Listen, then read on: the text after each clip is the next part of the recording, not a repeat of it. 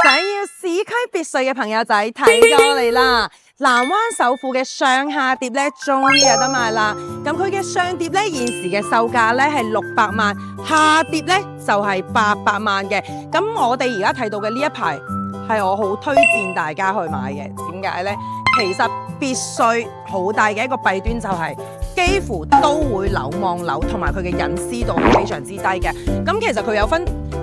前後排嘅，呢邊係前排，呢個係後排。後排嘅話，你一定會同高層樓望樓啦。不過如果你買呢度前面呢一排，哎呀，我哋業主獨享嘅呢一個行山步徑啦，我哋可以睇到，其實未來呢度呢係會有一個好似啲水咁樣嘅嘢嘅，咁佢會沿住呢度咁樣流落嚟啦，係呢個山泉水嚟嘅。咁見到啦，呢個位置都會整咗一個涼亭啦，包括行山步徑其實已經全部係整好晒㗎啦，淨係業主先係可以行上去嘅啫，非常之靚啊！咁前期其實南灣首富我哋嚟探盤嘅時候呢，對佢呢個山其實係冇乜感覺㗎，但係當佢而家好似哇呢個日落黃昏真係靚，咁佢整好咗之後啦，非常之值得大家嚟望一望，特別而且你就算買高層都好啦，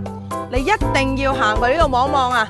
非常之靚，而家整得咁佢嘅呢個碟墅呢，好多人話咁如果我上買一棟咁點啊？其實你上下碟可以一齊買嘅，咁上碟同埋下碟加埋一齊呢，總價大概係1500萬到1800萬之間，咁就可以呢度成棟咁都係你擁有㗎啦。而且南灣首富唔知大家有冇了解過啦，佢係真真正正嘅珠海市區嘅，佢距離南平嘅華發商都係5分鐘嘅車程。距離港珠澳大橋人工島同埋澳門關口大概係10分鐘嘅車程就可以到達㗎啦。現時可以見到高層部分已經係交晒樓㗎啦，啱啱交樓嘅啫。咁如果屏幕前嘅你都對珠海市區嘅別墅感興趣嘅話，歡迎喺評論區留言或者揾卓卓攞資料啦。